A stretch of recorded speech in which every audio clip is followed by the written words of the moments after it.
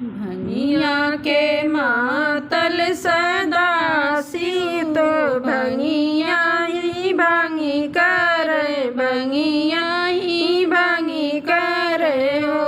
गौरा भंगिया पीसत मुरझानी तो छनत के गिरी गई हो। गौरा भंगिया पीसत मुरझानी तो छनत के गिरी गई हो। बहिरे से बोले भीतर गए, गौरा से अरज करे, गौरा से अरज करे हो। गौरा कहे तोरा मनवा मलिन तो भुइया परी लोट, तो भुइया परी लोट हो। गौरा कहे तोरा मनवा मलिन तो भुइया परी लोट, तो भुइया परी लोट हो। काऊ कहूँ मारे शिव जी तो कहलो न जाल, तो कहलो न जाल हो। भोले उठले कमरिया में पीर तो धगरिन बोलाओ, तो धगरिन बोलाओ हो। भोले उठली कमरिया में पीर तो धगरिन बोलाओ, तो धगरिन बोलाओ हो। इतनी बचन सुने शिव जी तो सुनहु न पाए, तो सुनहु न पाए हो। शिव नंदी बयलया सवार तो धगरिन बोलावे चले, धगरिन बोलावे चले हो। शिव जी नंदी बयलया सवार तो धगरिन बोलावे चले, धगरिन बोलावे चले हो। फिर लागे अटईल बटईल कुइया पानी हारिनी, कुइया पानी हारिनी हो। बहनी कौन हुए धगरिन दुआरिया तो हम का बताओ, तो हम का बताओ हो। बहनी कौन हुए धगरिन दुआरिया तो हम का बताओ, तो हम का बताओ हो।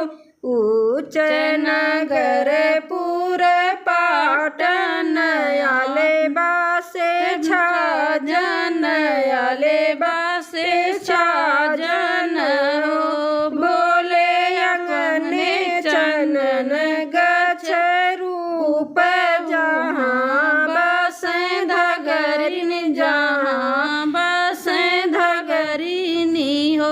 भोले अंगने चनन गछ रूप जहाँ बसे धगरिन, जहाँ बसे धगरिनी हो। जाई दुअरिया के ठाड़ भये धगरिन बोलावई, तो धगरिन बोलावई हो। शिव जी कवन जरूरत तोरे लागे, तो आधी राती आयो, तो आधी राती आयो हो।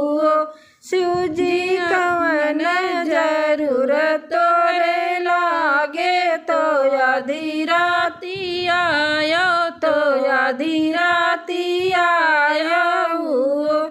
हमारी निरानी गौरा देई वेदना से व्याकुल, वेदना से व्याकुल हो। धगरिन है जरूरत हमारे लागे, तो आधी राती आयो, तो आधी राती आयो जो तोरे गणपति जनमी है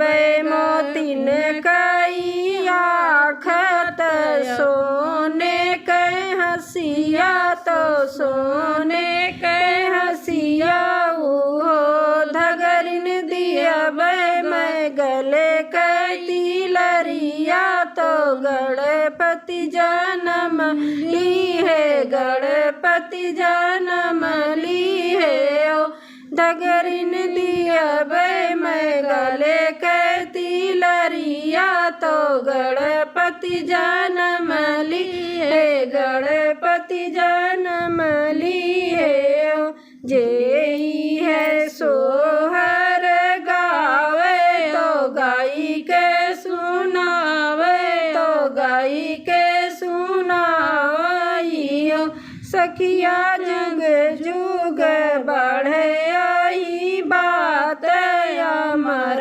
रहे सोहर अमर रहे लालन हो सखिया जुग जुग बढ़े आई बात अमर